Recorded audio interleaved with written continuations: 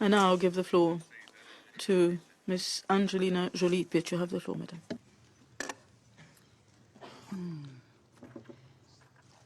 Mr. President, foreign ministers, your excellencies, ladies and gentlemen, it is an honor to brief the Council. I thank His Excellency, the Foreign Minister of Jordan, the High Commissioner for Refugees, my colleagues from OCHA and the World Food Programme. Since the Syria conflict began in 2011, I have made 11 visits to Syrian refugees in Iraq, Jordan, Lebanon, Turkey, and Malta. I wish that some of the Syrians I have met could be here today. I think of the mother I met recently in a camp in Iraq, and she could tell you what it's like to try to live after your young daughter is ripped from your family by armed men and taken as a sex slave. I think of Hala, one of 6 orphaned children living in a tent in Lebanon. She could tell you what it's like to share the responsibility for feeding your family at the age of 11 because your mother died in an airstrike and your father is missing. I think of Dr. Ayman, a doctor from Aleppo, who watched his wife and 3-year-old daughter drowned in the Mediterranean when a smuggler's boat collapsed, packed with hundreds of people. He could tell you what it's like to try to keep your loved ones safe in a war zone, only to lose them in a desperate bid for safety after all other options have failed. Any one of the Syrians I have met would speak more eloquently about the conflict than I ever could. Nearly 4 million Syrian refugees are victims of a conflict they have no part in. Yet they are stigmatized, unwanted, and regarded as a burden. So I'm here for them, because this is their United Nations. Here, all countries and all people are equal, from the smallest and most broken member states to the free and powerful. The purpose of the UN is to prevent and end conflict, to bring countries together, to find diplomatic solutions, and to save lives. We are failing to do this in Syria. Responsibility for the conflict lies with the warring parties inside Syria. But the crisis is made worse by division and indecision within the international community, preventing the Security Council from fulfilling its responsibilities. In 2011, the Syrian refugees I met were full of hope. They said, "Please tell people what is happening to us," trusting that the truth alone would guarantee international action. When I returned, hope was turning to anger, the anger of a man who held up his little baby asking me, "Is this a terrorist? Is my son a terrorist?" On my last visit in February, anger had subsided into resignation, misery, and the bitter question, why are we, the Syrian people, not worth saving? To be a Syrian caught up in this conflict is to be cut off from every law and principle designed to protect innocent life. International humanitarian law prohibits torture, starvation, the targeting of schools and hospitals. But these crimes are happening every day in Syria.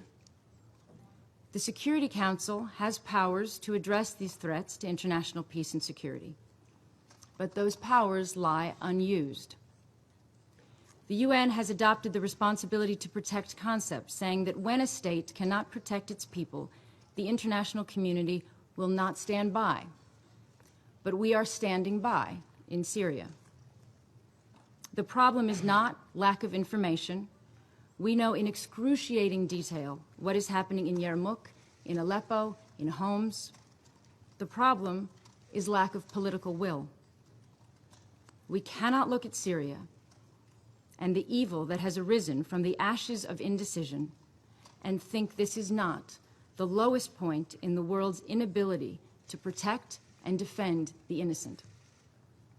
And I say this as someone who is proud to have been a part of the UN system for 13 years.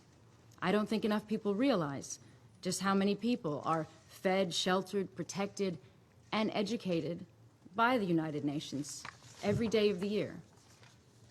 But all of this good is undermined by the message being sent in Syria, that laws can be flouted, chemical weapons can be used, hospitals can be bombed, aid can be withheld, and civilians starved with impunity. So on behalf of the Syrian refugees, I make 3 pleas to the international community. The first is an appeal for unity. It is time for the Security Council to work as one to end the conflict and reach a settlement that also brings justice and accountability for the Syrian people. It is very encouraging to see ministerial representation from Jordan, Spain, and Malaysia here today. But I think we would all like to see foreign ministers of all the Security Council members here, working on a political solution for Syria as a matter of urgency. In the last few months, we have seen intensive diplomacy at work elsewhere in the region.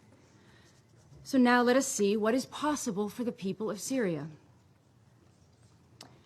And while these debates are important, I also urge the Security Council to visit Syrian refugees, to see firsthand their suffering and the impact it is having on the region. Those refugees cannot come to the Council, so please, will you go to them? And second, I echo what is being said about the support from Syria's neighbors, who are making an extraordinary contribution. It is sickening to see thousands of refugees drowning on the doorstep of the world's wealthiest continent. No one risks the lives of their children in this way except out of utter desperation. If we cannot end the conflict, we have an inescapable moral duty to help refugees and provide legal avenues to safety. And third, the barbarism of those inflicting systematic sexual violence demands a much greater response from the international community. We need to send a signal that we are serious about accountability for these crimes, and that that is the only hope for establishing any deterrence. So I call on member states to begin preparations now so that Syrian women are fully represented in future peace negotiations in accordance with multiple resolutions in the Security Council. And if I may make a wider final point to conclude my remarks, the crisis in Syria illustrates that our inability to find diplomatic solutions causes mass displacement, traps millions of people in exile, statelessness, and displacement. 52 million people are forcibly displaced, a sea of excluded humanity. And while our priority must be ending the Syrian conflict, we must also broaden out the discussion to this much wider problem. Our times will be defined not by the crises themselves, but by the way we pull together as an international community to address them. Thank you.